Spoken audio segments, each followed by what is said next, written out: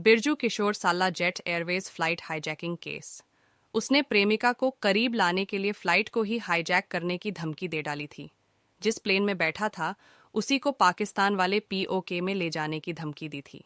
इस धमकी को टॉयलेट पेपर पर हिंदी और उर्दू में लिखकर वॉशरूम में रख दिया था। अब इस धमकी लेटर की वजह से उस फ्लाइट की इमरजेंसी लैंडिंग तक करानी पड़ी थी। आरोपी की पहचान भी हुई। फिर देश में नया और पहली बार नया एंटी हाईजैकिंग कानून 2016 आया। इस कानून में इस बिजनेसमैन की पहली गिरफ्तार, यानी ये देश का पहला शख्स हुआ जिसे किसी भी विमान में सफर करने पर पूरी तरह से पाबंदी लगाई गई। ये पहला शख्स था जिसे इस एंटी हाईजैकिंग कानून के तहत उम्र कैद की सजा सुनाई गई।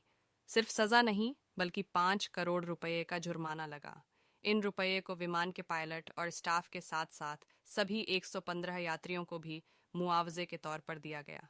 2017 में हुई गिरफ्तारी और साल 2019 में हुई सजा के 4 साल बाद अब इस केस में नया मोड़ आया है।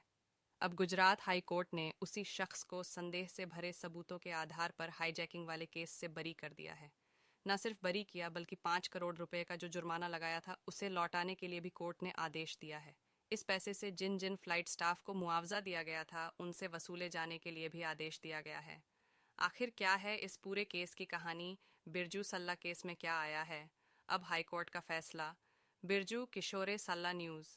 जिस बिजनेसमैन को एंटी हाईजैकिंग कानून के तहत गिरफ्तार किया गया और सजा दी गई थी उसका नाम है बिरजू किशोर सल्ला, मुंबई का नामी बिजनेसमैन। आखिर अब गुजरात हाईकोर्ट ने 6 साल पुराने इस केस में क्या फैसला दिया है, पहले उसे जान लेते हैं। गुजरात हाईकोर्ट ने 8 अगस्त 2023 को मुंबई के कारोबारी बिरजू सल्ला को विमान हाईजैक के आरोपों से बरी कर दिया है। हाईकोर्ट की खंडपीठ ने साल 2019 में स्पेशल एनआईए कोर्ट के उस फैसले को रद्द कर दिया है जिसमें बिरजू सल्ला को आजीवन कारावास की सजा सुनाई गई थी। इसके साथ ही हाईकोर्ट ने उसकी जब्त की गई प्रॉपर्टी को भी वापस करने का आदेश दिया है। 5 करोड़ का जुर्माना जो बिरजू सल्ला से वसूला गया था उसे भी लौटाने का आदेश जारी हुआ है। किस आधार पर हाईकोर्ट ने किया बरी jet Airways hijack case? Gujarat high court ने माना कि बिजनेसमैन बिरजू सल्ला को संदेह से भरे सबूतों के आधार पर दोषी ठहराया गया था। इस वजह से विमान को हाईजैक करने जैसे अपराध के लिए उसे दोषी ठहराया नहीं जा सकता है।